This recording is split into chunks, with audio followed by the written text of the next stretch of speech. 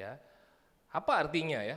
Apakah ini adalah kerohanian yang sangat tinggi atau ini level yang lebih tinggi lagi? Ya. Kalau kita tahu ya, kita mungkin dari kecil kita sering sekolah minggu, sering ke gereja, kerohanian itu biasanya diukur dari apa? Mungkin berdoanya kita. Mungkin diukur dari seringnya kita datang persekutuan. Ya, saya pernah di dalam masa remaja saya bisa seminggu itu bisa sampai 3 kali saya ke gereja. Ada kelompok tumbuh bersama, ada lagi kumpul sama anak-anak remaja, ya berdoa lagi, ada lagi hari Minggu. Jadi kalau semakin sering kayaknya semakin, saya di mata Tuhan ini semakin benar. Ya, ada lagi waktu kita bernyanyi. Ya, saya pernah dulu di dalam satu komunitas, saya diajarin sekali ya bernyanyi itu untuk Tuhan seperti apa.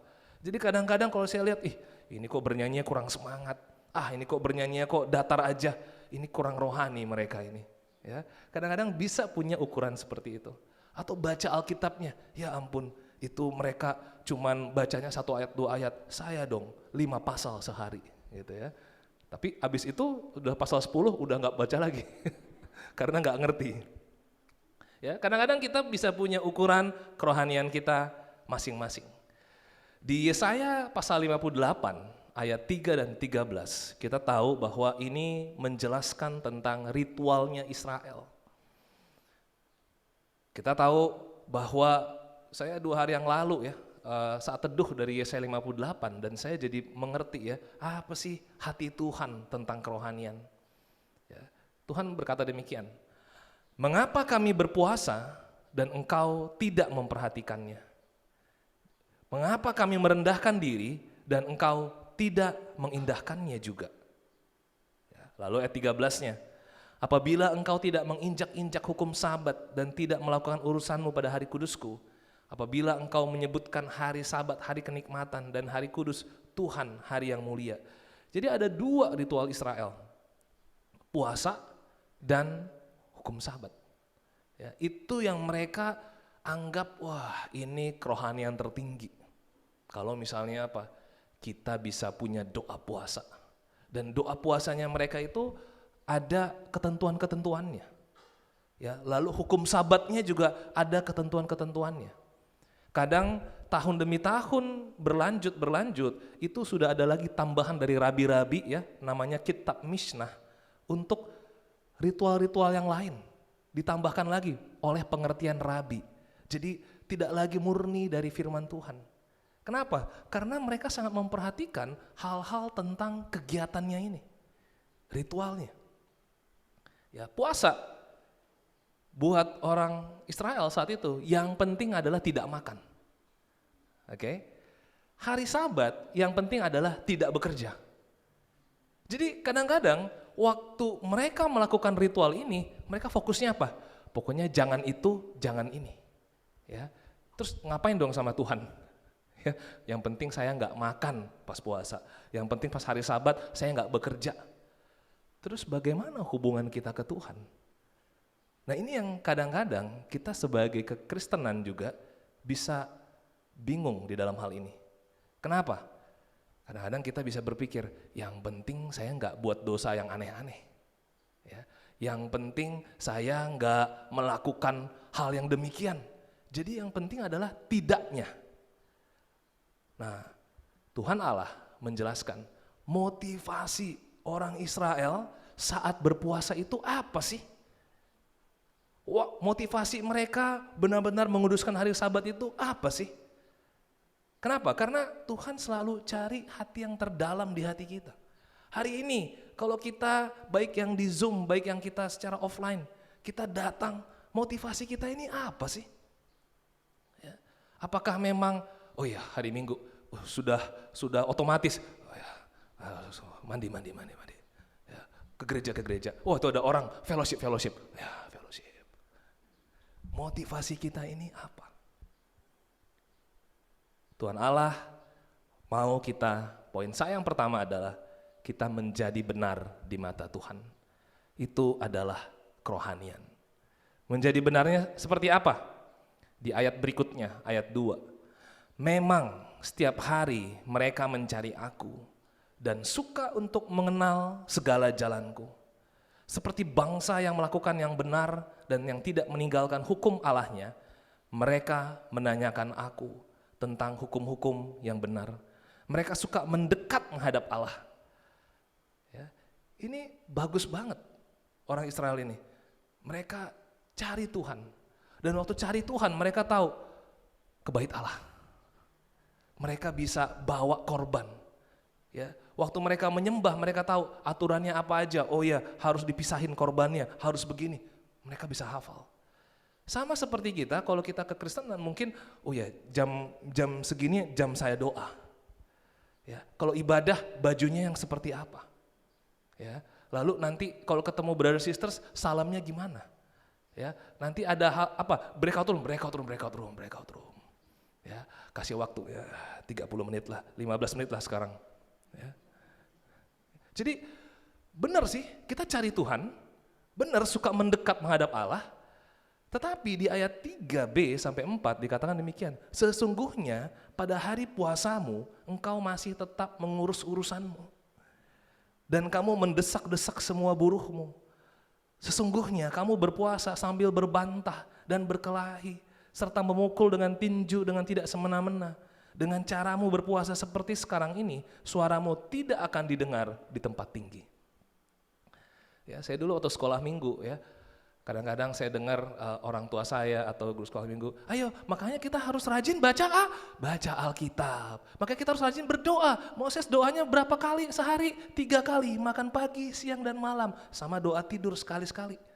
Ya, jadi jadwal doa makan, aduh lupa doa makan, sorry Tuhan. Ya, kadang-kadang kita merasa bersalahnya, kenapa? Karena kegiatan ritual itu kita nggak hadir sama Tuhan. Padahal yang Tuhan lihat, mau puasanya luar biasa, hebat banget puasanya, tapi apa? Tuhan lihat kesehariannya. Kok masih urusannya nomor 1 sih? Ya, saya pernah ya sama Febri, kita lagi dating gitu ya. Pas lagi dating di restoran, udah cakep restorannya. Ya, udah ada candlelight-nya dan saya pastikan makanannya mahal, ya, kesukaan dia. Tapi pas udah ngobrol-ngobrol, saya sibuk nonton YouTube bola ya. Gol tadi malam saya belum sempat nonton, ada beberapa pertandingan yang nggak saya sempat lihat gol-golnya. Ya, terus jadinya apa? Walaupun saya udah bikin semuanya hebat, manis, cakep, kesukaan Febri, tapi apa? Fokus saya, urusan saya adalah gol sepak bola, bukan Febrinya. Ya, sekali lagi, Tuhan itu ingin seberapa kita mau punya hubungan dan rindu sama Dia dan benar-benar perhatikan Dianya. Jadi apapun itu aksesorisnya buat Tuhan, aduh kok urusan kamu masih nomor 1 ya. Memang kita pasti bekerja, kita pasti buat prioritas kita, tapi dalam setiap prioritas itu Tuhan lihat, itu benar-benar enggak sih mencintai saya? Dan benar-benar enggak sih hatinya ada di saya? Lalu apa? Kalau orang Israel pada saat itu sering banget dalam pekerjaannya dia desak-desak orang. Ya mungkin dia kesal sama orang, ini ya kesel saya pekerjaannya enggak benar, gini lagi gitu ya. Terus habis itu doa, Tuhan malam hari ini saya mau datang pada Engkau. Sungguh luar biasa hari-hari Engkau Tuhan, Engkaulah yang menciptakan langit dan bumi. Firman-Mu begitu hebat, luar biasa. Ya, kita tahu cara mengatakan sama Tuhan itu kita tahu. Tapi Tuhan lihat keseharian, kok desak-desak, kok berbantah, kok berkelahi, kok berkonflik-konflik. Dengan caramu seperti ini, suaramu tidak akan didengar di tempat tinggi. In the higher place, doa kita, kata-kata kita tidak didengar Tuhan. Mungkin banyak orang Kristen perhatikan cara mereka berdoa. Banyak orang Kristen mau perhatikan cara mereka bernyanyi, baca Alkitab, bersekutu. Tapi mungkin urusannya masih nomor 1, kenyamanannya masih dia perhatikan, dia mungkin jadi orang yang bosi, ya, dan mau menang sendiri, makanya berbantah-bantah itu. Ya, yang penting kalau debat menang, ya, jangan sampai kita kalah opini sama orang. Nah, ego kita itu dilihat Tuhan, ya. Dan kalau worship kita seperti itu. Jadi worship itu kadang-kadang kita masih bisa salah kaprah. Kita kira worship itu angkat tangan sama Tuhan terus nyanyi kita, aduh Tuhan luar biasa. No, di dalam worship pun Tuhan perhatikan, urusannya nomor satu enggak? Masih pentingin kenyamanannya enggak? Bosi enggak? Mau menang sendiri enggak? Tuhan tidak lihat sebagai kebenaran. Mau kita perhatikan hal-hal yang ritual seperti itu, tapi Tuhan tidak lihat hal yang ritual itu sebagai kebenaran. Yesaya 58 ayat 5. Sungguh-sungguh inikah berpuasa yang kukehendaki dan mengadakan hari merendahkan diri, jika engkau menundukkan kepala seperti gelagah dan membentangkan kain karung dan abu sebagai lapik tidur. Dulu puasa orang Yahudi itu ya, itu benar-benar loh, mereka tunduk kepala mereka. Terus apalagi, mereka ada kain karung bahwa mereka tahu, siapalah aku ini di mata Tuhan. Saya ini rendah, saya ini cuman dari debu nanti jadi debu lagi. Ya, di mata Tuhan tuh saya nggak ada apa-apanya. Ya, makanya puasa itu mereka sebenarnya tahu artinya adalah merendahkan diri di mata Tuhan bahwa saya ini butuh Tuhan. Nah, tapi pada akhirnya mereka tahu caranya, ada gelaga, ada karung, ada tundukan kepala, tapi tetap hatinya nggak merendahkan diri. Hatinya masih, oh ya Tuhan, mudah-mudahan Tuhan yang itu berhasil. Yang mudah-mudahan Tuhan keinginan saya tercapai. Jadi di dalam puasa masih fokus keinginannya. Masih fokus banyak kenyamanannya. Nah, hati ini yang Tuhan lagi mau lihat, cari. Ya, inilah yang namanya kerohanian, Bapak Ibu Saudari. Ya, Yesus kasih salah satu contoh di dalam zamannya dia. Di Lukas 18 ayat 9, dan kepada beberapa orang yang menganggap dirinya benar dan memandang rendah semua orang lain, Yesus mengatakan perumpamaan ini. Ada dua orang pergi ke bait Allah untuk berdoa, yang seorang adalah Farisi dan yang lain pemungut cukai. Kita mungkin sudah pernah baca ya cerita ini. Ya, lalu si orang Farisi, saya nggak tampilkan di sini, dia bilang apa? Tuhan, saya itu nggak seperti mereka Tuhan, yang itu begini, mencuri, kata-katanya begini, nggak tepat waktu Tuhan, ngomong nggak ada integritasnya, ya katanya punya prinsip kebenaran kayak gini tapi nggak lakukan juga. Mendingan saya Tuhan, saya nggak munafik. Ya, mungkin seperti itu dia ininya, ya. Tapi Tuhan, saya berpuasa 2 kali seminggu loh. Terus saya memberikan 1/10 dari penghasilan saya loh Tuhan. Nah, dia pikir diri dia benar sewaktu dia daftarkan ritual-ritual kerohanian dia. Tapi ada satu orang lagi yang si pemungut cukai ini, di ayat 13-14, tetapi pemungut cukai itu berdiri jauh-jauh, bahkan ia tidak berani menengadah ke langit, melainkan ia memukul diri dan berkata, ya Allah, kasihanilah aku orang berdosa ini. Aku berkata kepadamu, orang ini pulang ke rumahnya sebagai orang yang dibenarkan Allah, dan orang lain itu tidak. Sebab barang siapa meninggikan diri, ia akan direndahkan, dan barang siapa merendahkan diri, ia akan ditinggikan. Lihat ya. Jadi jaga hati kita dari appointing orang-orang. Si ini begini, si itu begitu, dari dulu begini. Gak pernah berubah dia. Jaga hati kita dari itu. Kenapa? Karena tidak benar di mata Tuhan. Mau kita puasa, mau kita berdoa, mau kita nyanyi sampai nangis-nangis, di mata Tuhan tidak benar. Tapi buat orang yang bisa ngerti, ya ampun Tuhan, kenapa hati saya begini? Saya jauh sekali dari Engkau Tuhan. Dia bisa lihat hati dia jauh dari Tuhan dan dia tahu ini yang saya mau benar di mata Tuhan lagi. Ini yang saya tahu. Ingat minggu lalu kita bicara tentang Tuhan yang compassion, Tuhan yang penyayang, dan Tuhan yang care, peduli. Dari pengenalan akan Tuhan itu membuat dia mau datang dengan rendah hati, tapi dia tahu Tuhan Allah saya akan care dengan saya. Tuhan Allah saya akan mengasihani saya. Itu adalah pengertian dan juga kerendahan hati. Ya. Nah, ini yang kita perlu Bapak Saudari kita perhatikan ya. Tapi artinya juga jangan begini, kadang-kadang kita bisa mengambil ekstrim yang sebaliknya.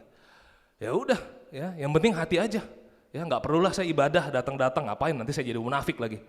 Ya nggak perlulah saya ngasih 1/10, ngapain? Ya, daripada hati saya terkorupsi, ya ngapain saya memberi ini, ya giving sana, giving sini, makin dekat sama orang, makin konflik saya.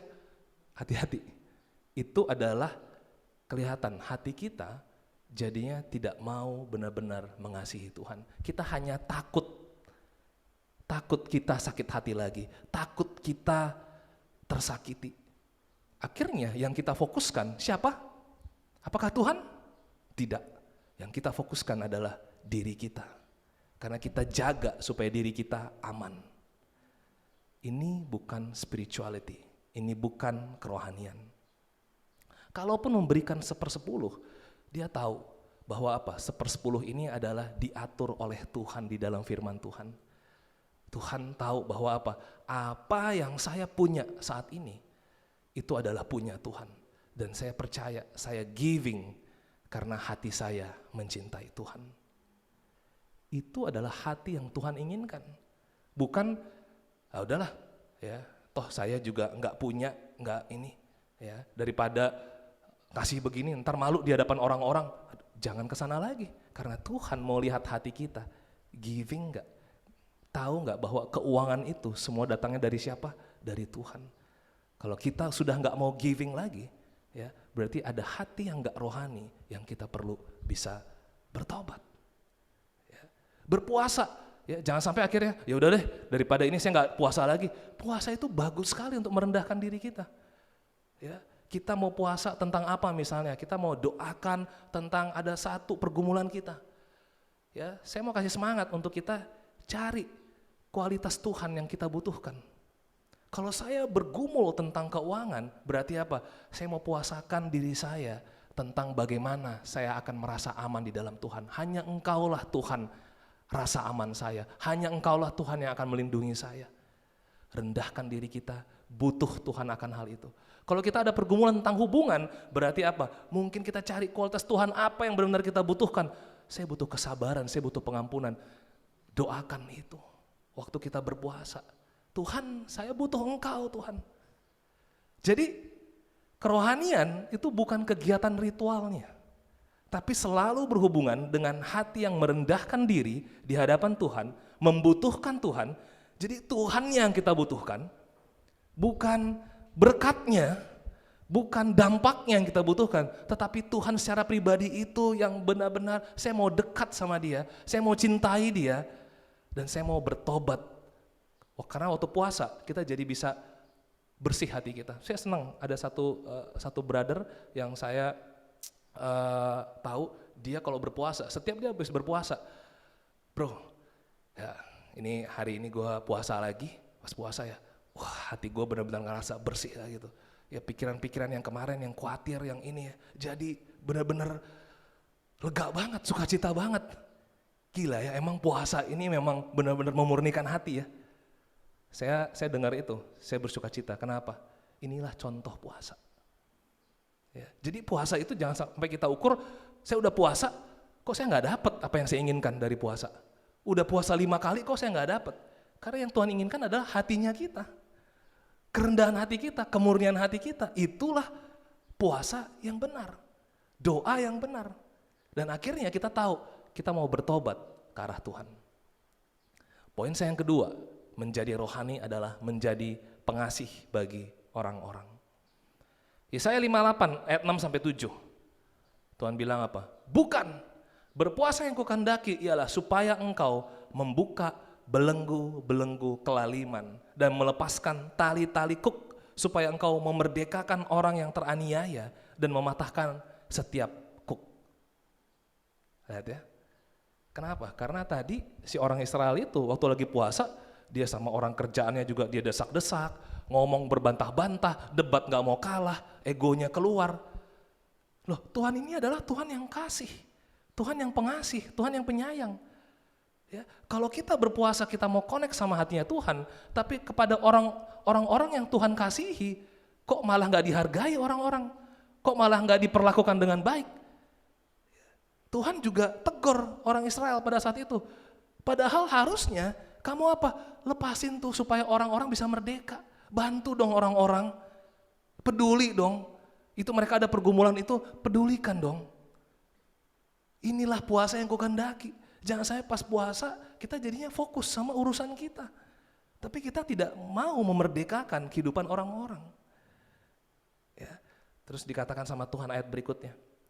Supaya engkau memecah-mecah rotimu bagi orang yang lapar dan membawa ke rumahmu orang miskin yang tak punya rumah. Dan apabila engkau melihat orang telanjang, supaya engkau memberi dia pakaian dan tidak menyembunyikan diri terhadap saudaramu sendiri. Wah, saya baca ini saya tersentuh ya, karena apa? Ini hati yang saya dan kita semua perlu tuju. Ya, ada satu orang terkenal ya, yang luar biasa, Mother Teresa, semua orang tahu. If you judge people, you have no time to love them. Mother Teresa, saya nggak kenal dia secara pribadi, saya cuma baca aja artikel-artikelnya, tapi saya terinspirasi. Kenapa? Buat saya, dia adalah orang yang sudah habis dengan dirinya. Dia nggak perlu lagi mau khawatir apa ini, atau misalnya kok orang begini, orang begitu. Dia udah habis dia dengan itu, udah finish di dalam dirinya. Sehingga dia punya banyak waktu untuk mengasihi orang. Ya, dia tidak lagi punya waktu untuk kenapa begini ya situasi ini. Inilah namanya kerohanian. Kerohanian adalah kita ini kalau kita menghakimi, menilai-nilai orang, memang itu membuat hati kita makin luka. Terus kita simpan lagi. Ya, balik lagi, minggu lalu Tuhan yang pengasih, penyayang, dan Tuhan yang peduli. Bahkan Kristus memberikan pipinya, punggungnya, memberikan telinganya, lidahnya. Untuk apa? Untuk serve orang-orang. Yesus sudah habis dengan dirinya. Bahkan sampai kematiannya pun, inilah saya. Kalau bisa saya kosongin diri saya kosongin. Kalau mati pun mati. Kenapa? Karena ada eternity, kekekalan yang kita tuju. Hari ini kita hidup di dunia, Senin sampai Minggu, kita pikirkan nggak eternity-nya kita, kekekalannya kita? Karena hidup kita nggak pernah tahu, brothers sisters. Malam ini kita masih hidup atau tidak, kita nggak tahu. Besok pagi kita masih hidup atau enggak, kita nggak tahu. Ya, tapi kalau kita nggak bisa matikan diri kita nggak bisa lepaskan, sayang. Ya, lama-kelamaan banyak sekali iblis bisa menunggangi hati dan pikiran kita. Tuhan mau rohani itu adalah apa? Kita melepaskan segala sesuatunya. Kita sudah habis dengan hal-hal yang di dunia ini. Makanya butuh hubungan dengan Tuhan. Sehingga nanti banyak waktu kita bisa love orang. Saya nggak habis pikir, Mother Teresa, emang dia punya banyak duit? Sehingga dia mengasihi orang seperti itu? Enggak. Tapi karena dia punya hati aja yang mengasihi, Tuhan cukupkan dia untuk love-nya tersebar. Ada aja hal yang dia bisa lakukan buat orang lain, ada aja. Kenapa? Karena Tuhan berkati dia supaya kekuatan dia itu bisa terus tersalur ke orang-orang. Hari ini kita punya Roh Kudus. Roh Kudus itu ingin menyalurkan kasih dan care-nya buat semua orang. Ya, mari. Makanya kata Yesus, sangkal dirimu setiap hari. Pikul salibmu. Kenapa? Kalau kita nggak sangkal diri tiap hari, nggak pikul salib tiap hari, kita akan terus memikirkan diri kita sendiri. Dan kita makin terluka, makin terbatas kita. Ya, kalau orang ada judge kita, it's okay. Yesus pun dijudge juga kok. Dianiaya, bahkan sampai mati. Itu adalah hiburan kita, kekuatan kita. Makanya tadi waktu ada song ministry nyanyi, kekuatan di jiwaku, ketenangan batinku, itu bukan omongan kosong. Itu benar-benar Kristus yang memberikan kita kekuatan kalau kita connect sama hati Dia. Makanya mari kita jadi pengasih saudara-saudari di dalam Kristus. Stop menilai dan juga menghakimi. Kenapa? Karena kalau nilai orang, mau menghakimi orang, nggak ada habisnya. Penghakiman itu akan bertumbuh lagi. Lama-lama roh kita yang mati. Ya, saya nggak mau kita di dalam jemaat, roh kita mati karena kita terlalu sering menilai dan menghakimi orang. Terlalu sering tidak puas kita dengan satu sama lain. Lalu apa? Stop acuh tak acuh. Dia juga cuek, saya juga cuek. Ya, stop. Kerohanian itu karena kita lihat Tuhan dan kita terinspirasi, tergerak sama Kristus, kita jadi merendahkan diri kita ke orang lain. Kita jadi mau, kenapa? Karena Yesusnya yang saya kasihi. Yesusnya yang bisa membuka belenggu ikatan saya, dan saya mau dong lepaskan belenggu ikatan orang lain. Ya, mari kita ringankan bebannya. Mari kita usahakan perdamaian. Mari kita punya kata-kata yang membangun. Mari kita jangkau yang hatinya udah jauh dari kita jangkau lagi. Itu adalah hal yang Tuhan ajarkan dalam kerohanian. Tapi orang Israel waktu berpuasa, dia egois. Kenapa? Kelihatan motivasinya, berarti dia puasa untuk kebutuhan dirinya. Dia bukan berpuasa untuk connect sama Tuhan. Ya. Untuk apa Tuhan kasih fasilitas puasa, doa, kalau orang makin fokus sama dirinya? Itu kan menjauhkan dari Tuhan. Padahal semua hal-hal yang diajarkan Tuhan, berpuasa, berdoa, bersedekah, supaya orang makin menilai Tuhan itu tinggi, Tuhan yang saya rindukan, dan saya makin connect sama Tuhan. Ya, mari kita menjadi pengasih yang membutuhkan juga kepada orang-orang yang membutuhkan makanan, pakaian, dan juga berikan diri kita. Ini nggak gampang, saudara-saudari. Buat saya juga ini saya akui nggak gampang. Tapi mari sama-sama kita berproses. Mari sama-sama kita bicarakan. Bro, kalau dalam level ini udah sampai mana kita? Kesulitan saya di sini loh bro. Saya juga sulit di sini. Apa firman yang bisa bantu kita ya? Ceritakan itu. Kenapa? Supaya kita bisa menjadi pengasih yang membutuhkan. Jangan sampai kita menjadi pengasih yang membutuhkan harus karena ada acara hope-nya. Care to share, baru kita, memang event itu membantu. Tapi kalau event, hati kita nggak di sana, ya, ini yang saya mau semangati, supaya kita juga hati kita ke arah sana. Tuhan, ya, kita mau kasih sembako ke orang, atau misalnya apa, mau bersih-bersih, biarlah bersih-bersih itu karena apa? Karena ini ada orang-orang daerah ini membutuhkan kebersihan dan saya mau taruh hati saya Tuhan karena saya mengasihi Engkau Tuhan. Itulah menjadi pengasih buat orang-orang yang membutuhkan. Terakhir, kerohanian itu apa? Menjadi sukacita karena Tuhan. Kapan terakhir kali kita benar-benar happy banget? Saat kapan itu? Ya, saya pernah waktu itu SMA, saya juara liga sepak bola. Itu tuh kayaknya ya, saya udah buktiin nih sama teman-teman saya nih ya. Wah pokoknya happy banget ya sama keluarga saya. Tuh kan Pak, bisa juara kan Pak? Oh aku bilang sama bapakku gitu kan, gak sia-sia nih saya latihan semuanya. Bu dapat piala, kayaknya waktu hari itu ya, aduh kalau saya mati hari ini udah cukup lah hidup saya. Ya kayaknya udah lengkap hidup saya ini. Nah mungkin kita ada happiness yang kita punya. Ya, tetapi Tuhan mau supaya kita tuh punya sukacitanya karena kita enjoy sama Dia. Pertanyaannya, kapan terakhir kali kita senyum kita lebar sampai bisa ketawa, sampai bisa hati kita plong banget? Karena saya punya sukacitanya Tuhan. Ya. Bukan sukacita yang duniawi. Makanya ayat 8 sampai 9, pada waktu itulah terangmu akan merekah seperti fajar, dan lukamu akan pulih dengan segera. Kebenaran menjadi barisan depanmu, dan kemuliaan Tuhan barisan belakangmu. Pada waktu itulah engkau akan memanggil, dan Tuhan akan menjawab. Engkau akan berteriak, minta tolong, dan Ia akan berkata, ini aku. Apabila engkau tidak lagi mengenakan kuk kepada sesamamu, dan tidak lagi menunjuk-nunjuk orang dengan jari dan memfitnah. Wow. Buat Tuhan gampang. Kalau mau sukacita, kalau mau pulih hidupnya, ya, kalau mau kemuliaan Tuhan di barisan belakang, dan kalau mau setiap kamu doa, Tuhan bilang, ini aku, saya ada bersama kamu Moses, saya ada bersama kamu wahai brothers sisters. Gampang. Ya, mari kita punya kerohanian yang benar dan kita enjoy sama Dia. Ya, waktu kita di kerjaan, kita sukacita sama Tuhan. Bukan fokus kita adalah supaya ini berhasil. Ya, kalau ini nggak berhasil, saya nggak happy. Kalau ini nggak dapat, saya nggak happy. Kalau itu nggak tercapai, ya, kalau keluarga saya nggak pulih, saya nggak happy. Ya, sampai kapan kita akan punya sukacita kalau syarat-syaratnya demikian? Kristus kita nggak begitu sukacitanya.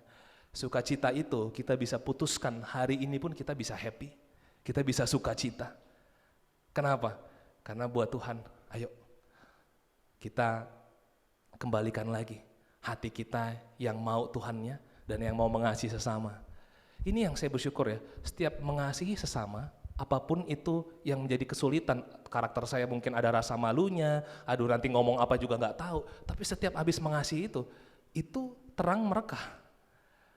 Apa yang saya mungkin merasakan ada rasa sakitnya, itu jadi pulih. Ini hebatnya di dalam Tuhan itu ya, itu seperti double cover. Double cover maksudnya apa?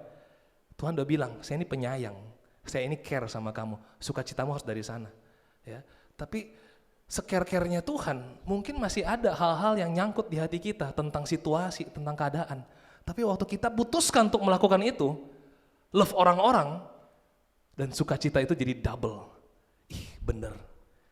Makanya kita buktikan sama Tuhan bahwa firman Tuhan itu benar adanya. Dan kita makin merasa bahwa apa? Tuhan memang ada. Ya. Saya percaya ya akan banyak testimoni-testimoni yang akan kita dengar dari jemaat. Benar Tuhan, waktu saya putuskan begini, waktu saya mau lepaskan ini, ternyata saya makin happy di dalam Tuhan. Ternyata benar terangnya merekah. Benar kebenaran itu makin saya mengerti sesungguhnya.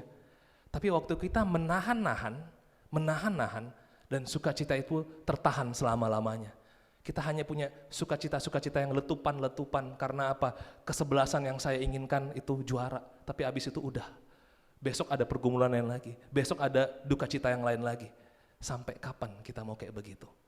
Tuhan Yesus itu sukacitanya itu kekal, tidak terbinasakan oleh situasi, tidak terbinasakan oleh sikap orang. Tapi dia bilang apa? Ini aku. Makin jelas Yesusnya di dalam kita. Tuhan yang menyertai dan memuaskan, dan kita tidak lagi menunjuk orang. Jadi ada dua, ada commission, ada omission. Commission ini bukan tentang komisi ya. Ya, commission itu adalah dosa melakukan. Ya, seperti hari Sabat. Ya, hari Sabat dia bilang apa tadi di Yesaya 58 yang ayat yang pertama tadi ya, melakukan urusan. Nah, orang Israel tahu kalau lagi hari Sabat nggak boleh lakukan pekerjaan. Mereka tahu itu, tapi waktu mereka melakukan urusannya berarti apa? Ini dosa karena melakukan. Untuk kita misalnya apa? Dosa melakukan, dosa fitnah orang, ya. Jadi ada kegiatan aktif yang kita lakukan, ya. Entah kita jadinya punya hawa nafsu, ya, kita lakukan sesuatu, kita pikiran jahat, kita berdosa, itu commission. Tapi omission ini adalah dosa karena tidak melakukan. Ya, jadi kalau di hari Sabat saat itu, dia fokus tidak bekerjanya aja. Kalau puasa hanya tidak makannya aja yang dia fokus. Tapi dia sendiri tidak bisa menikmati Tuhannya waktu hari Sabat. Dia tidak bisa menghormati Tuhannya. Nah, ini adalah dosa tidak melakukan. Ya, kita tidak bisa mengasihi satu sama lain, itu dosa tidak melakukan. Tidak bisa mengampuni, dosa tidak melakukan. Ya. Mari kita bisa cek hati kita. Ya. Kenapa? Karena di hadapan Tuhan, Tuhan lihat jelas ada commission, ada omission. Ya. Kalau hari Sabat, zaman sekarang ini bukan lagi tentang hari Sabat. Ya, Yahudi mengerti hari Sabat ya, tetapi sejak Kolose pasal 2, sejak bait Allah diruntuhkan, Yesus sendiri sudah mati dan bangkit, itu tidak ada lagi hari Sabat. Ya, di Kolose 2 dikatakan apa? Semua hal-hal ritual yang pernah orang Yahudi lakukan di perjanjian lama itu menuju kepada Kristus. Ya, dulu mereka biasanya apa? Hari Sabat, Jumat malam sampai Sabtu malam itu adalah hari Sabat. Oke. Mereka nggak lakukan pekerjaan. Mereka dikatakan namanya itu istirahat dari pekerjaan mereka, dan mereka enjoy sama Tuhan, menikmati Tuhan itu. Tapi sejak Yesus mati di kayu salib, ya, lalu bait Allah dihancurkan, itu artinya setiap hari adalah hari sabatnya kita. Kenapa? Karena setiap hari kita bersama Kristus. Hari Sabat adalah tentang Yesusnya. Ya, pertanyaannya, Senin sampai Minggu, kita bisa nggak punya istirahat bersama Kristus? Ya, rest bersama Kristus itu artinya apa? Setiap saya mengingat Kristus, setiap saya berhubungan sama Kristus, saya jadi lega, saya jadi tenang, pikiran saya jadi sukacita, dan itu bisa kita lakukan sepanjang hari. Ya, bukan tergantung harinya. Ya, kalau dulu saya masih sekolah minggu, oke, besok hari Minggu, aduh, saya harus merenungkan Yesus, saya harus bisa menikmati Yesus. Jadi Senin sampai Sabtunya ngapain? Kita pelajaran, ujian, kerjakan PR, ya, stres-stres di situ nggak apa-apa. Hari Minggu harus tenang bersama Yesus. Ini adalah pemikiran yang salah. Yesus mati supaya apa? Sepanjang jam kita bisa rest sama Dia. Kita bisa punya sukacita, dan itu bergantung kepada keputusan kita. Kita mau happy atau enggak, kita mau sukacita atau enggak, tergantung kita. Kita ketemu brother sisters ya, kita bisa enggak menikmati brother sistersnya kita? Itu hanya bisa terjadi karena kita rohani. Hey bro, waduh. Dalam pengertian saya, ini keluarga yang dikasih Tuhan sama saya. Ini adalah orang-orang kudusnya Tuhan. Mereka punya kelemahan, punya kekuatan, punya dosa juga. Sama kayak saya. Tapi apa? Saya bersyukur, pasti ada sesuatu kenapa Tuhan kumpulkan kita. Pasti ada sesuatu kenapa Tuhan bikin kita connect. Ya, mari kita terus belajar mengasihi, belajar untuk sukacita. Ya, kadang-kadang saya dulu kalau ketemu brother sisters ya, saya suka mikir, oke, ngomong apa ya? Ini gimana ya? Nanti harus kasih pelajaran apa ya? Karena apa? Kan pelayan kan, jadi udah mikirnya, oke, kasih ayat apa nanti ya? Nanti ke rumah dia prinsip-prinsip apa yang perlu diajarin? Akhirnya saya nggak menikmati hubungan. Ya, padahal Tuhan kasih sukacita. Ini dikasih sama Tuhan. Ya memang ini adalah bagian dari pertumbuhan juga ya, untuk bisa memberikan pengarahan atau apapun juga, itu ada karunia dari Tuhan. Itu yang kita bisa pelajari. Tetapi apa? Jangan sampai kita belajar tapi sukacitanya jadi jauh. Sukacitanya jadi lost. Ayat terakhir, Yesaya 58 ayat 14. Maka engkau akan bersenang-senang karena Tuhan. Wah. Bro, hangout yuk, kita bersenang-senang. Sama siapa? Sama Tuhan. Wah, ya. Gimana tuh ya?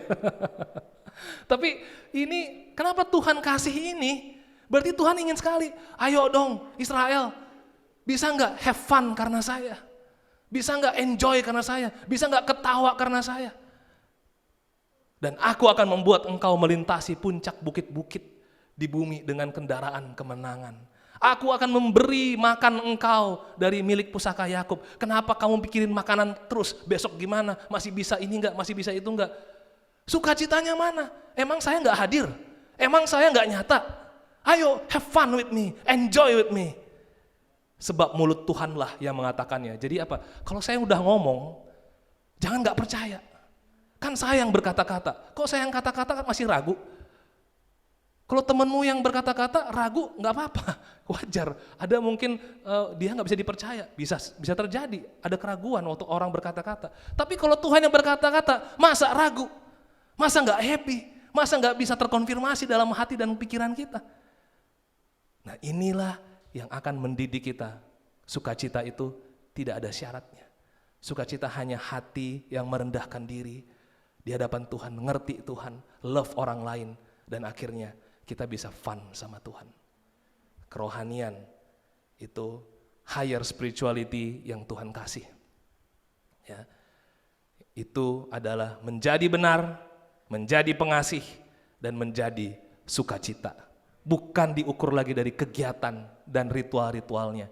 Tetapi kalaupun ada kegiatan rohani, jangan lupa hatinya jadi benar. Jadilah pengasih dan jadi sukacita. Itu adalah kerohanian yang Tuhan mau. Amin. Mari kita semangat untuk tahun ini punya higher spirituality di dalam Tuhan. Mari kita bersatu di dalam doa. Tuhan adalah Bapa kami Tuhan, kami memuji Engkau Tuhan. Karena Engkau peduli sama hati kami Bapa. Engkau nggak mau Tuhan bangsa Israel lost Tuhan di dalam kerohaniannya Bapa. Begitu banyak sebenarnya orang yang mau dekat sama Engkau Tuhan. Tapi karena mereka nggak mengerti Tuhan, hati Engkau bisa lost Tuhan. Saya pun bisa demikian Bapa. Kita di sini pun bisa terjebak Bapa. Tapi untuk firman hari ini Bapa, kami memuji Engkau Tuhan, biarlah Bapa kami bisa mau Tuhan lihat hati kami, motivasi kami ini apa Tuhan. Kita mau datang ibadah Bapa, kita nggak mau terlambat ibadah itu, motivasi kami apa Tuhan. Biarlah Tuhan, Engkau-Nya Tuhan yang kami cari Bapa, Engkau yang kami respect Tuhan, Engkau yang benar-benar kami pengen sukacita Tuhan sepanjang hari kami Tuhan. Nanti kami makan siang, nanti kami mau entah kami mau ketemu sama orang, ada kegiatan apapun, biarlah Tuhan, Engkau jadi sukacita kami Bapa. Have fun with you Tuhan, enjoy with my God. Berkati Tuhan setiap hati saudara-saudari Bapak, kita juga boleh Tuhan enjoy dengan fellowship kita. Enjoy karena inilah yang Tuhan kasih, tubuh Kristus, keluarga Allah yang terus-menerus akan bertumbuh Tuhan. Biarlah kita tidak lagi Tuhan saling appointing satu sama lain, tapi justru kita jadi membuka diri, jadi mau meringankan beban satu sama lain. Dan itu adalah karena kerohanian yang di dalam Engkau. Di dalam nama Yesus Kristus Tuhan, kami berdoa mengucap syukur. Amin.